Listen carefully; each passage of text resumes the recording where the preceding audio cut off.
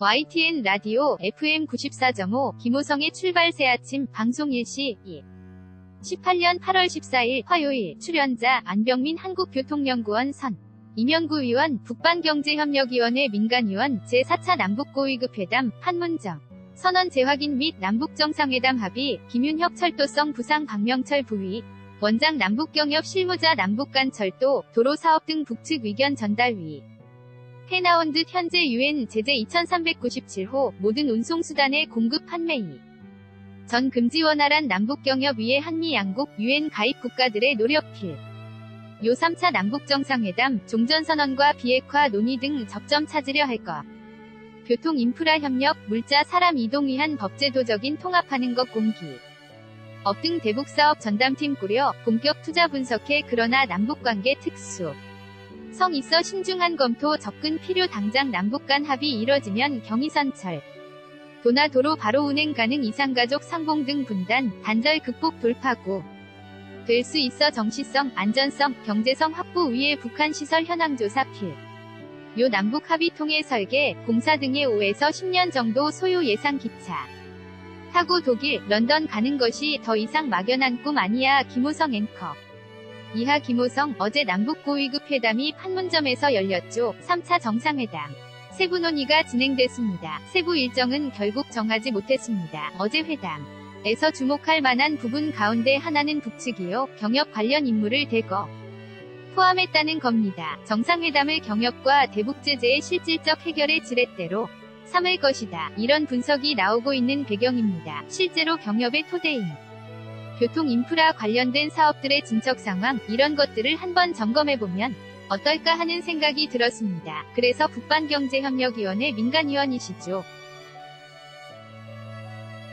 한국교통연구원 안병민 박사를 연결해보겠습니다. 안녕하십니까 안병민 한국교통연구원 선임연구위원 이하 안병민 안녕하세요. 김호성 박사님 어제 고위급 회담에서요. 김윤혁 철도성 부상 박명철 민족경제역 역위원회 부위원장 이런 분들은 잘 아시죠? 안병민, 네, 잘 압니다.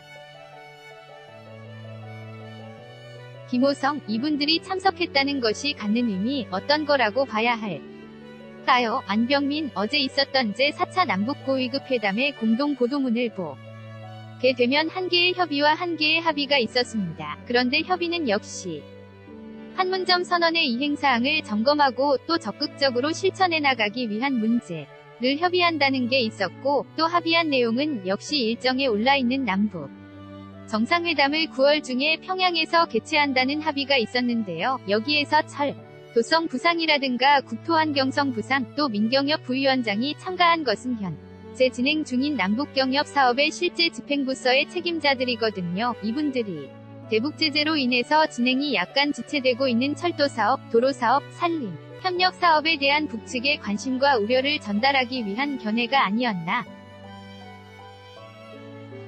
라고 생각됩니다. 김호성, 그러면 교통 관련 부분, 철도 연결이라든가 하는 것이 지금 유엔의 대북제재 대상인가요? 아닌가요? 안병민, 상입니다. 유엔 안보리 대북제재는요. 북한의 1차 핵실험이 시작된 6년에 1718호부터 시작해서 작년 12월에 2397호까지 7번이 있었거든요. 그 제재 대상 내용을 보게 되면 이런 재래식 무기 거래라든가 제재 하는 대상의 단체라든가 개인 지정하는 문제 또한 해운이나 항공이나 운송 부분에 대한 제재도 있었고요. 그 다음에 대북교역, 금융에 대한 제재가 있습니다. 특히 교통 부분 같은 경우를 보게 되면 북한 출입하는 화물 검색하는 부분들, 선박에 입항 불허하는 것, 또 대북 항공유 공급 금지, 운송수단 수출 금지 이런 것들이 있습니다. 그런데 특히 2397호를 보게 되면 아주 특이할 만한 내용들이 모든 유엔의 회원국들은 자국의 선박이 나 항공, 철도, 차량을 이용해서 북한 측에다가 모든 산업용 기계류라든가 운송수단에 대한 공급 판매 이전을 금지한다고 되어 있습니다. 여기서 말하는 운송수단이라는 게 철도, 기관차들, 철도 차량들, 철도 부품들, 또 컨테이너, 그 다음에 교통신호나 안전이나 교통관제 시스템에 대한 장비들, 자동차, 항공기 부품, 선박 모든 게 다 포함되고 있습니다. 호성, 그러면 이 같은 상황에서 경협을 추진한다는 것이 그렇게 수월하지 않은 조건이잖아요. 앞으로 이걸 어떻게 그러면 해나가야 하는 것이죠. 안병민, 이런 것들은 북한의 비핵화 진전에 따라서 유엔 제재나 미국의 단독 제재 같은 경우 부분적으로 해제되기 위한 한국과 미국, 그 다음에 UN 관련 국가들의 지속적인 노력과 검토가 필요한 사항들입니다. 김호성, 3차 정상회담이 열린다면 바로 이 같은 문제들의 해법을 가지고선 대통령께서 방북을 하시는 건가요? 안병민, 네, 그렇습니다. 김호성, 어떤 내용들이 전개된다고 예측할 수 있을까요? 안병민, 일단 북미 간에 여러 가지 현안이 되고 있는 종전선언에 대한 내용이라든가 북한 비핵화에 대한, 서로가 지금 북한과 미국 간에 서로 기울어진 운동장에 대한 입장이 다른 상황이기 때문에 이것을 우리가 일단 매개하고 서로 접점을 찾기 위한 우리의 노력들이 이번 정상회담에서 이뤄질 것으로 보입니다.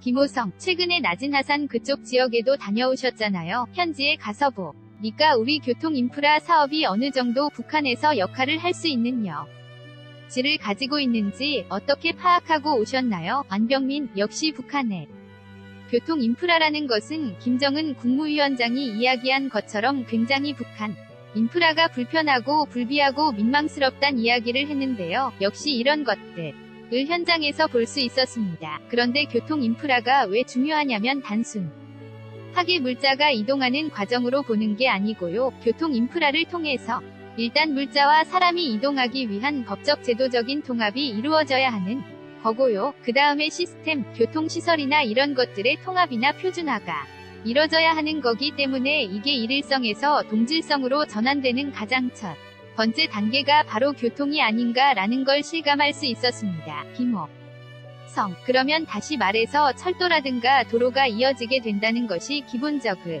소통을 전제로 해야만 하는 사안이고요. 소통이 전제가 돼야 하는 사안이라면 지금 이루어지고 있는 고위급 회담이라든가 정상회담이라든가 이런 데를 통해서는 구체적인 계획들이 이제 하나하나 나와야 한다는 이야기 아니겠습니까?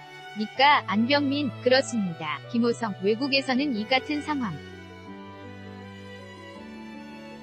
한반도의 경협 관련을 속된 말로 돈이 된다, 이렇게 보고 있는 부분도 있는 것 같은데 실제로 그렇습니까? 안병민, 예, 저는 주식 투자를 하고 있지 않습니다만 북한이 갖고 있는 잠재력이라든가 큰 변화 이런 것들이 이제 금융권 이런 데서 관심이 있는 것 같습니다. 현재 공기업이라든가 금융권에서는 대북사업 전담팀을 꾸리고 있고요. 그 다음에 본격적인 투자 분석을 하고 있습니다. 또 우리나라가 지속적인 저성장의 늪에 빠져 있기 때문에 우리나라의 새로운 활력을 찾을 투자처로서 북한이 지금 신중히 검토되고 있는데 이것도 역시 신중한 접근이 필요합니다. 왜 그러냐면 남북관계의 수성에 유의하면서 장기적인 시각에서의 검토가 필요한데요. 특히 얼마 전에 우리나라 유수의 회계법인에서 북한 투자 10개명이라는 보고서를 간행한 적이 있는데요. 여기 보면 중요한 내용들이 있습니다. 먼저 북한을 이해해야 하고 사전 준비를 철저히 해야 하고 그 다음에 사업성 검토를 소홀히 하지 말라. 또 열악한 교통 인프라, 산업 인프라에 대비하라. 또 대북사 업에 사운을 걸지 말라. 또 국내외 정치경제적 상황을 주시하라. 이런 기들이 현장에 우리가 좀 주의 깊게 경청해야 할 부분이 아닌가 생각합니다. 김호성, 철도 연결이 되면 말이죠. 지금까지 이산가족 상봉 같은 경우 해로라든가 육로라든가 항로라든가 이런 식으로 이뤄졌는데 철도를 이용해서 북한으로 가서 상봉할 수 있는 건 당연히 될 수 있겠죠. 병민, 네, 그렇습니다. 지금 남북한 간에 당장이라도 합의만 한다고 하게 되면 철도나 도로를 통한 사람과 물자의 이동이 가능합니다. 특히 경의선, 철도 같은 경우나 도로 같은 경우는요. 지금이라도 바로 운행이 가능하기 때문에 북한의 위지에 문제가 있습니다만 이것을 단순한 남북한 간의 수송로를 인적 물적 수송로가 아니라 이산가족 상봉이라는 수단으로서의 상징성이 라든가 여태까지 남북한 간에 갖고 있던 분단과 단절이라는 의미를 극복할 수 있는 새로운 돌파구가 될 수 있기 때문에 신중히 검토해볼 만한 사업이 라고 생각합니다. 김호성, 철도 연결이 합의돼서 곧바로 착수한다고 했을 때 연결이 돼서 남과 북을 철도를 이용해서 이동할 수 있는 정도의 시기까지는 대략 어느 정도 기간이 걸릴까요? 안병민, 지금도 철도를 통한 이동은 가능합니다만 철도나 도로를 통해서 일단 정시성이 확보돼야 하고 또 안전성이 확보돼야 하고 경제성이 확보돼야 합니다. 이렇게 하기 위해서는 최소한 우리 국민들이 북한의 교통수단을 타고서 북한 어디를 가더 나도 절대 교통사고를 만나지 않고 정확한 시간에 가야 하고 이런 걸 보여주기 위해서는 북한의 시설에 대한 정밀한 현황 조사가 있어야 하고요. 또 그걸 현대화하기 위한 시설에 대한 남북한 간의 합의가 있어야겠죠. 이런 다음에 설계가 이뤄져야 하고 그 다음에 공사가 이뤄져야 하고 공사가 끝나는 단계까지 여러 가지 단계가 있습니다만 짧으면 5년 길면 10년 정도의 기간이 소요될 것으로 보입니다. 김호성 남북 경협이라는 것에 한 담론에 앞서서요. 개인적으로 봤을 때 우리가 북한을 경유해서 소위 하는 TSR 시베리아 횡단철도 타고 유럽까지 가는 것이 가능한가? 그리고 실제로 그렇게 됐을 경우 그 기간은 얼마나 걸리는가? 이런 궁금증을 가진 분들이 참 많으시거든요. 이 기회에 한번 상황을 설명해 주신다면 어떻게 설명해 주실 수 있으실지요? 안병민 많은 분들의 꿈이 기차를 타고서 독일에 간다든가 런던에 가는 게 꿈이겠죠. 그런데 이런 꿈들은 우리가 막연히 갖고 있던 꿈들이 아니고요. 이미 송기정 선수가 베를린 올림픽에 참가했을 때 그 당시에도 벌써 송기정 선수가 일제하에 동경에서 올림픽 발대식에 참석하고 난 다음에 기차를 타고서요. 동경에서 시모노세키에서 배를 타고 부산까지 와서 부산에서 신의주를 거쳐서 하얼빈을 거쳐서 독일까지 간 적이 있습니다. 이미 이게 다 운영됐던 철도고요. 이광수 선생도 서울서 출발한 기차를 타고서 이르쿠츠크에서 우리가 잘 아는 이란 소설을 쓰고 했던 거기 때문에 이것은 여태까지 안 했던 것이야. 그리고 남북한 분단에 의해서 끊겼던 겁니다. 이것은 조만간에 남북한 철도가 아까 말씀드린 것처럼 안정된 교통수단으로서 연결되고 이게 또 우리가 올해 OSJD라는 국제협력기구에 가입을 해서요. 우리가 사회주의 국가 28 개국을 한 나라처럼 사람과 물자가 운행될 수 있는 근본적인 법적 제도적인 장치를 마련했으니까 이제 조만간에 관련국과 협의를 거쳐서 곧 우리가 직접 여행할 수 있는 그런 때가 조만간에 오지 않을까 저는 확신하고 있습니다.